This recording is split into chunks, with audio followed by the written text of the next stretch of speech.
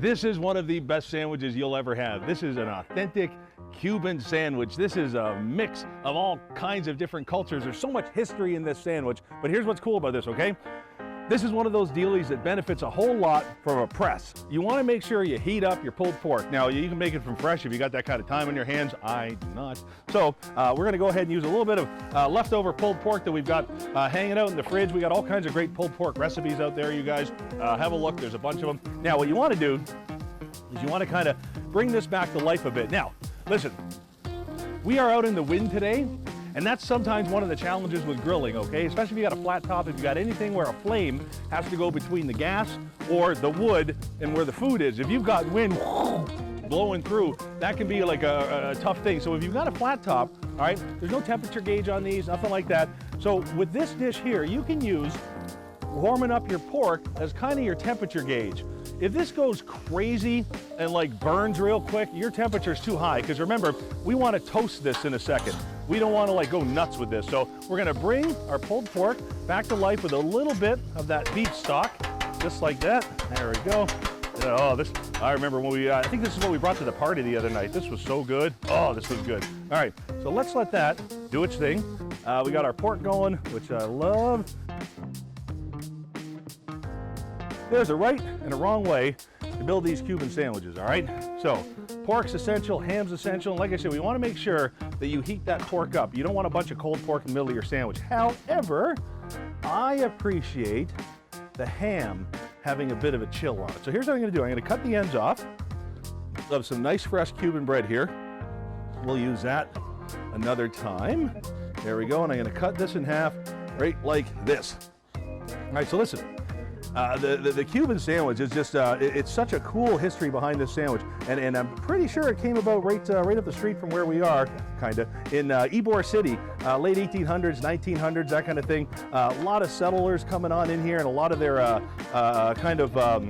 just their influences, right? So when you look at what this sandwich is made of, think about it. You got pickles and mustard. I'm going to make a little mustard sauce here in a second. That's from the German influence that's in there.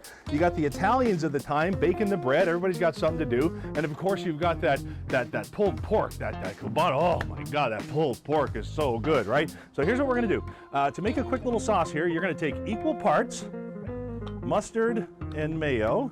And you may take, oh, look at that, white shirt and mustard. Sometimes that's just the worst idea in the world. There we go. So listen, if you're gonna go to the trouble and have some fun with this sandwich, then get a good slice of Swiss cheese. We got a company out here called Boar's Head. They make the best stuff, man. They're so good. Some nice fresh pickles sliced lengthwise. And then when you put this on nice and liberally, don't miss any of the bread, all right? Get it all. That's the whole point. Get this whole thing. There we go. No, we've got somebody in the family that doesn't like too much of it, so we'll do a tiny little thin, like a tiny thin coat, or no coat. What do you think? Mom's holding the camera. Thin or no? What do you think? What do you think? Tiny thin. Just something for the meat to hold on to. There. Now there. All right, nothing. Just so I can say I did it. There we go. All right, so now what we're gonna do is we're gonna build this sandwich, you guys. And in order to do that, all right, so I got where's my bottoms? That's my bottom, that's my bottom. Our pork is looking really nice here, and we know that grill is not too crazy hot because nothing's burning too much. That means that we know we're gonna be able to toast that bread instead of just like burning the bejeebas out of it. So let's get to building. So first thing we wanna put on, let's bring this back, is a couple slices of our cheese, all right? So one slice here, and then one slice here, there we go. Now what do we need? Now we need our pork. There we go, got some pork on there, that's beautiful. That's gonna get that cheese started to melt. Let's bring that over, all right? So now, we get our ham. Now I got this kind of pre-done so I don't have to bore anybody with it. Gonna put the ham on just like that. Here we go, right like this. Oh, I'm loving this. All right, now our pickles, here we go. And like that. And oh, by the way, deli pickles sliced lengthwise. this pressed Cuban sandwich is such a celebration of cultures. We're down here in Tampa, and it's a big part of what goes on down here in Ybor. All the restaurants have it. This part of the country, this part of the world, and when you get this right, it is just a dead-on, perfect, beautiful sandwich. So one of the things we're talking about today is presses and having the right press. All right, so if you got the right press, what you don't need is like a $1,000,000 pannini press. That's what you don't need. So here's what we did here, okay? We've got a little bit of garlic butter, but I used ghee for this, all right? And the reason that I used ghee is pretty forgiving when it comes to browning. So if I'm just looking to toast and not burn, then ghee's a great choice, all right? And by the way, make it garlic because garlic, and like I said, if you're gonna bother, then just do it. There we go. So let's walk these over to the flat top. Listen, flat tops are the best for this. You can use a grill mat, you can do whatever you want, but there's nothing better than a flat top for this. So let's go ahead, just like that. Now we're gonna want to start to get this toasty brown. So butter sides down.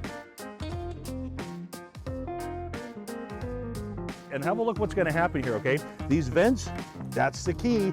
You don't want to soggy up this bread, all right? Listen, there's all kinds of presses out here. Like here's one I've seen before. First things first, no press that's 9 inches in diameter needs to weigh 11 pounds. That's stupid. You're not looking to kill your food. You're looking to press it, right? So guys, the weight on this is perfect.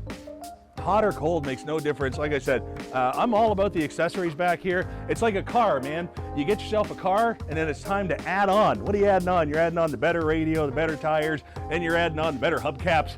I don't know why. Then you need trim, you need leather, you need a little bit of stitching in that seat, baby, right? Because the accessories just make it more. So it's no different here when you're dealing with grilling stuff. The accessories make it more. So guys, have a look here. This is gonna just kind of gently let the weight of that push it down as it toasts into that butter and that ghee. All right, ready for this, you guys? Now, listen, ready? Oh yeah. Yeah, we hearing that? That's the most beautiful thing in the world. What a sound. Playing my song. That was a dangerous way to turn that over. And remember, because of the ghee, we're not gonna burn. We heated our pork up ahead of time, so that's gonna help soften that cheese and make that pork nice and warm when we bite into it. We didn't overheat the ham, so you get that nice cooling and that pickle.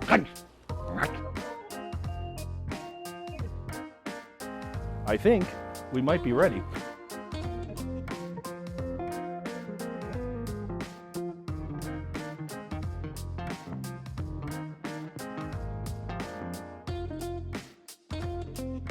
Here we go. Oh, come on. This is so awesome. Let me just cut them both while I'm at it. And I'm taking one for the team here. My hand hurts so much. All right, look at this, you guys. That's heaven right there. So there's the mustard, and then there's that pulled pork and the ham, those pickle slices. Oh, the cheese at the top and the bottom. Here we go. Then I'm going to say good night to everybody.